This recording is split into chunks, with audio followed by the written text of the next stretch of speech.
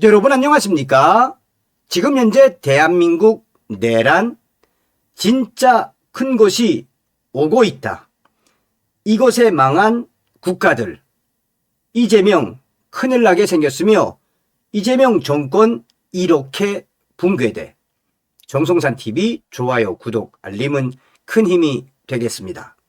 지금 현재 대한민국은 부채의 바다에 빠져 있습니다. 국제결제은행에 따르면 2025년 1분기 말 기준 정부, 가계, 기업을 합한 국가 총 부채는 6,373조 원으로 사상 최대치입니다. 이재명 정부는 이 빚더미 위에서 확장 재정을 선언했습니다. 2026년도 예산안은 728조 원으로 전년 대비 8.1%가 증가했습니다. 향후 매년 GDP 대비 4%대 관리 재정 수지 적자를 감수하겠다는 것입니다. 이는 역대 정부가 재정 준칙으로 삼았던 GDP 대비 3% 이내 원칙을 정면으로 위반하는 것입니다. 이창용 한국은행 총재까지 국가 부채가 계속 늘어나는 방향은 좋지 않다라고 경고했습니다. 한국경제연구원은 비기축통화국의 적정 정부 부채 비율은 GDP 대비 37.9%에서 38.7%로 제시한 바 있습니다. 그러나 한국은 이미 47%를 넘어섰습니다. 이재명 정부는 환율 방어를 위해 총동원령을 내렸습니다. 은행 스트레스 테스트 규제를 내년 6월까지 유예하고 외국계 은행의 선물환 포지션 비율 규제를 75%에서 200%로 완화했습니다. 국민연금과의 외환 스와프 650억 달러를 2026년 말까지 연장하고 대형 수출 기업의 환해지 비중을 늘려달라고 주문했습니다. 증권사에는 달러 조달 방식 개선을 압박하고 한국은행 총재는 개인 투자자들의 해외 주식 투자에 대해 젊은이들이 오케이 산다는 부적절한 발언까지 했습니다. 그러나 이 모든 대책은 백약이 무효입니다. 근본적인 대책이 하나도 없기 때문입니다. 개인들에게 해외 투자를 자제하라는 것은 오히려 불안 심리를 자극할 뿐입니다. 한국 주식이 최강으로 올랐는데도 작년, 재작년보다 해외 투자금이 더 많이 나가고 있습니다. 국내 수익률 부진과 법치 리스크가 해소되지 않는 한 해외 투자는 합리적 선택만 할 것입니다. 이것은 추세적 분산 투자이지 일시적 현상이 아니며 억제하려 할수록 불안 심리만 커집니다. 기업들과 국민연금에 달러를 팔라고 압박하는 것도 이제는 통하지 않게 됩니다. 조선사들은 배 수주, 대금보다 미국 내에 조선소 건설 등 해외 투자에 필요한 달러가 더 많습니다. 수출 기업들도 해외 공장 이전에 달러를 모아야 하는 상황에서 당장에 현금을 팔 이유가 없습니다. 국민연금 역시 1,480원에 팔 바에야 1,550원까지 기다리는 것이 합리적이었습니다. 은행들에게 달러를 빌리라고 해도 쓸 곳이 없으면 빌려주지 않습니다. 한국은행이 매일 시장에 개입해도 두세 시간이 지나면 환율은 또 제자리로 돌아옵니다. 시장 참여자들은 이를 싸게 살 기회로 인식합니다. 억지로 막을수록 에너지가 응축되어 나중에 더 크게 터지는 법입니다. 국민연금 동원도 마찬가지. 이창용 총재조차 패가 다 알려져 있다라고 인정을 했습니다. 전략적 환해지 발동 조건이 시장에 노출되어 오히려 투기 세력의 역이용 대상이 되고 있습니다. 가장 충격적이며 심각한 문제는 바로 정부가 1480원이라는 특정 레벨을 사수하려 한다는 점입니다. 환율이 오르면 안 된다는 공포, 1,500원이 뚫리면 책임 추궁을 받는다는 두려움이 정책을 지금 왜곡하고 있습니다. 그러니 경제학의 가장 기본적인 원칙은 가격이 수요와 공급을 조절한다라는 것입니다. 사과가 모자라면 사과 가격이 올라가야 수요가 줄어듭니다. 그게 시장입니다. 가격을 통제하는 정책은 수백 년 동안 단 한 번도 성공한 적이 없습니다. 가장 우려되는 것은 한미 통화 스와프 체결 가능성이 점점 더 멀어지고 있다는 점입니다. 2008년 글로벌 금융위기와 2020년 코로나19 위기 때 한미 통화 스와프 체결이 환율 안정에 결정적 역할을 했습니다. 당시 환율은 통화 스와프 체결 소식만으로도 하루 만에 30에서 40원씩 급락했습니다. 위기시 통화 스와프가 있다면 방파제 역할을 하지만 없다면 충격 증폭 요인이 됩니다.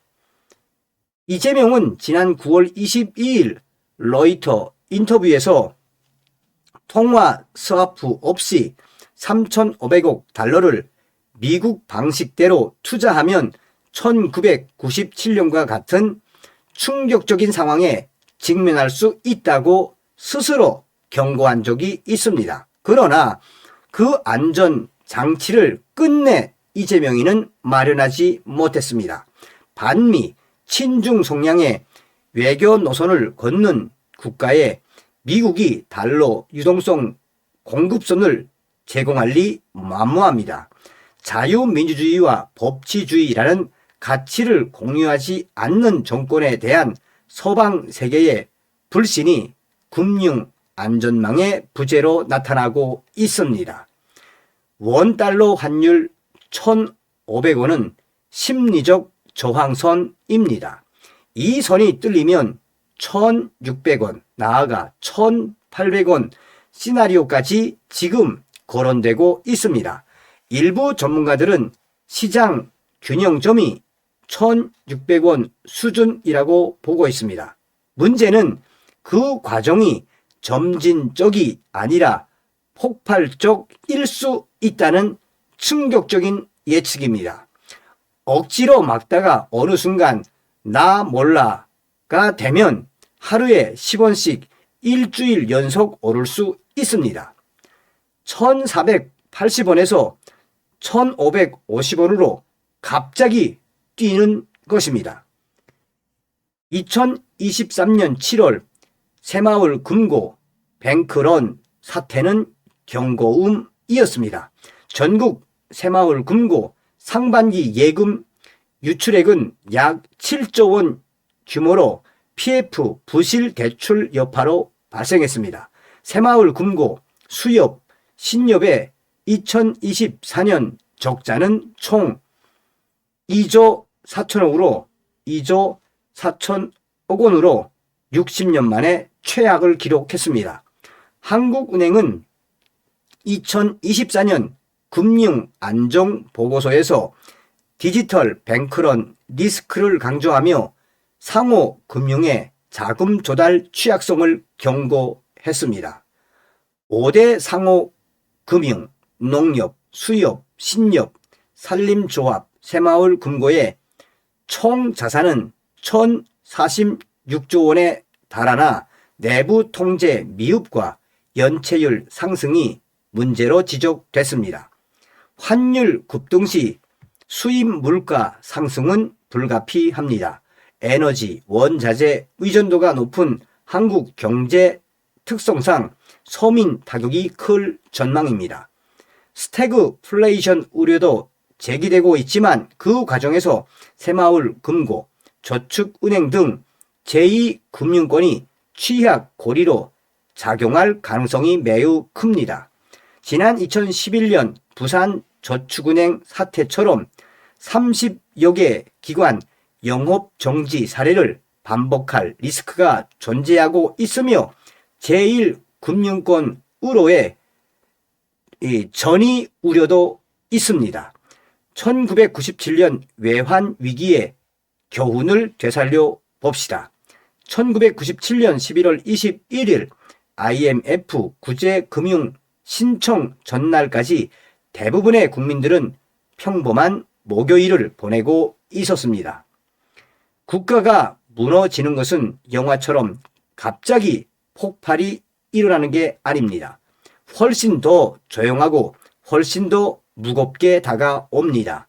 신뢰가 무너지면 돈은 그냥 종이가 되고 약속은 휴지 조각이 되고 시스템은 작동을 멈추게 됩니다. 지금 대한민국에서 일어나고 있는 일이 바로 그 전조입니다. 만약 환란이 터진다면 정권은 버틸 수 있을까요? 역사는 분명한 답을 줍니다. 아르헨티나는 2001년 외환 위기로 국가 부도를 선언했고 패런주의 포퓰리즘 정권은 막을 내렸습니다. 그리스는 2010년 재정 위기로 긴축을 강요받았고 시리자 정권은 결국 무릎을 꿇었습니다. 베네수엘라는 차베스 마두로의 사회주의 포퓰리즘으로 세계 최대 산유국에서 경제 파탄국으로 전락했습니다.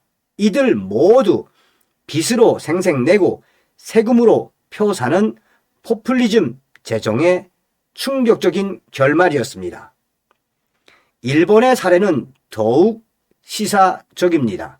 지난 1985년 플라자 합의로 엔화가 달러당 240엔에서 120엔으로 2배 가까이 절상되자 일본 정부는 내수 부양을 위해 초저금리 정책을 펼습니다.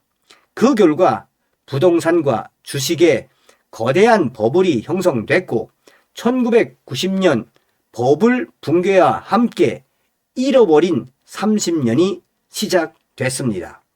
니케이 지수는 38,915포인트에서 7,000포인트대까지 폭락했고 부동산 가격은 정점 대비 70% 이상 하락했습니다. 경제 실패의 정치적 대가는 혹독했습니다. 1955년 이후 38년간 지속된 자민당 일당 체제는 1993년 무너졌고 이후 10년간 총리가 8명이나 교체되는 정치적 혼란이 이어졌습니다. 경제 위기는 정권의 정당성을 근본부터 흔든다는 역사적 교훈입니다. 한국은 일본보다 더 취약한 조건에 놓여 있습니다. 일본은 세계 최대 순 채권국이자 기축 통화에 준하는 엔화를 보유하고 있었습니다. 반면에 한국은 에너지, 원자재 수입 의존도가 높아 고환율이 수출 기업 이익으로 이어지기보다 수입 물가 폭등으로 서민 경제를 먼저 무너뜨립니다. 통화 스와프라는 안전판도 없습니다. 이재명 정부가 가고 있는 길도 다르지 않습니다.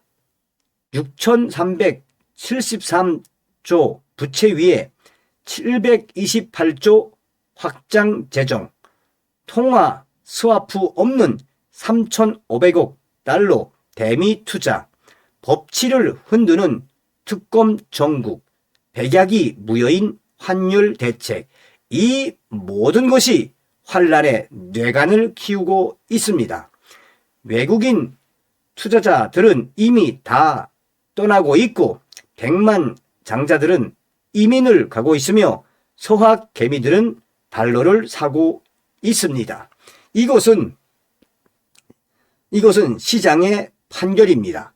경제 무능과 이념적 편향으로 법치주의를 파괴하여 서방 세계의 신뢰를 잃은 이재명 정권에 대한 불신임 투표 결과가 나온 것입니다. 무엇을 해야 하는가? 첫째, 한미 통화 스와프 체결을 최우선 과제로 삼아야 합니다. 될까요? 둘째, 대미 투자 방식을 근본적으로 재설계해야 합니다. 될까요? 셋째, 달러 기반 디지털 금융 생태계에 편입해야 합니다. 넷째, 재정 준칙을 법제화해야 합니다. 다섯째, 법치와 사법 독립을 수호해야 합니다. 여섯째, 반기업, 반시장 정책을 초래해야 합니다. 일곱째, 환율을 시장에 맡겨야 합니다. 공자는 백성이 믿지 않으면 나라가 서지 못한다라고 했습니다. 신뢰가 무너지면 국가도 무너집니다. 법치 훼손, 재정 방만, 시장 통제, 외교 불확실성, 이 모든 것이 대한민국의 신뢰를 갉아먹고 있습니다. 환율은 그 결과를 숫자로 보여줄 뿐입니다. 자주라는 이름 뒤에 숨은 종북, 친중 세력들의 정책 관여를 배제해야 합니다.